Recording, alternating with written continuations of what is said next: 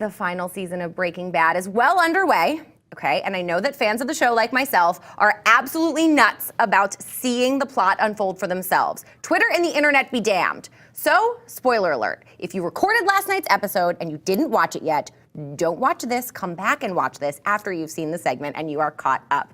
Joining me now to discuss last night's incredible episode is HuffPost TV critic Maureen Ryan. Maureen, thanks for joining us. Thank you for having me. I appreciate it. Maureen, what the hell happened last night? It was just like being run over by a cement truck. I mean, that's really the only analogy I can make.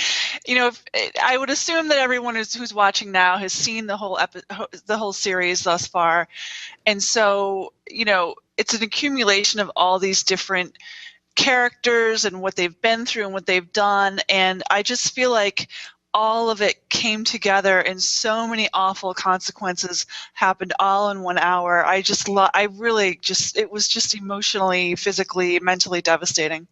I was so drained after I watched last night's episode because it was one thing after another. You know, do you think that the decision to kill Hank off at this episode was smart? Did they have to do it right now?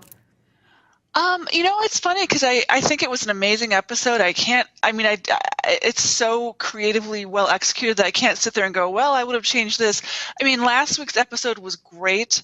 And I kind of, you know, you could say, oh, well, they could have just had Hank die in that episode because so much happened in this episode. But I think all of those consequences coming together kind of made a thematic point that, you know, Walt is all about this desire to control circumstances and to see every single thing he's done be utterly poisoned and destroyed and devastated by his own actions.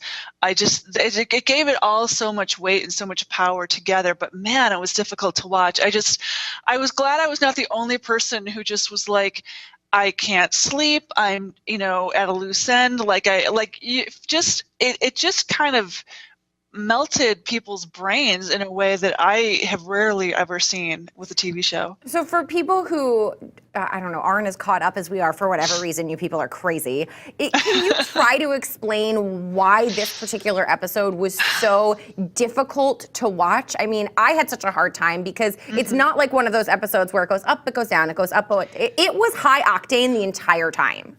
Yeah, it really was. And, you know, there was no like Saul Goodman comic relief. There was no there really wasn't a break. But having said that, I don't think that it was, you know, badly done. Again, I think there were sort of peaks and valleys. They allowed you sort of moments to breathe.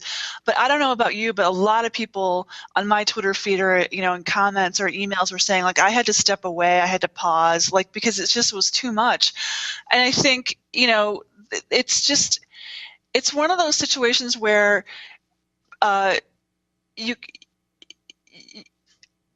much as I think Breaking Bad is an amazing show, I think that the craft that they showed off in that moment or in that episode was it was kind of the point of the show. I actually said in my review, I think there are 2 more hours to go. But to me, this was kind of almost the apex of the show, or the lowest point, if you will. I think the whole point of the show has been about proving to people that there aren't any half measures. You can't just decide to do something very wrong, very evil, and then think that you can control the outcome of that. This whole episode was a lack of control over consequences and outcomes, and yet still, Walt is still, you know, throwing clothes into a suitcase and trying to browbeat his family into coming with him, even to the point where Skyler's picking up a knife and saying, "Get out."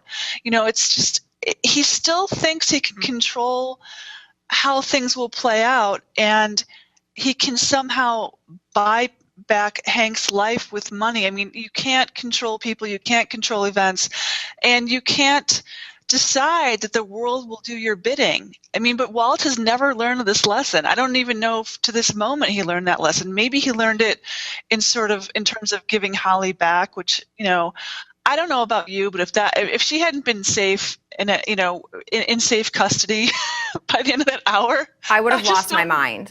I would have lost my mind so much. But, Mo, there's something that I noticed throughout the episode. I don't know if you'll agree with me, but I feel like that episode was a very long, drawn-out death scene for Walter White. I think that we saw him snap back into Heisenberg mode. I think that there were a few times where, breaking down and laying there after Hank was shot, and then, like you said, going back to the house and trying to sort of browbeat his family into leaving. And then again, as he was so horribly nasty and egotistical on the phone with Skylar, not even thinking that she could lie to him that the cops could be there, as he says everything that he needed to say, but wept at the same time. It was almost as if we saw those human parts of Walter White completely die out, and that we are left with the hat of Heisenberg, and that is what we're going to see for the rest of the season. That's really an incredible interpretation. I hadn't thought about that, but I think it's really apt. I think it works for me because it's the death of his soul, really. I mean, you sit there and you think him throwing Jane's death and just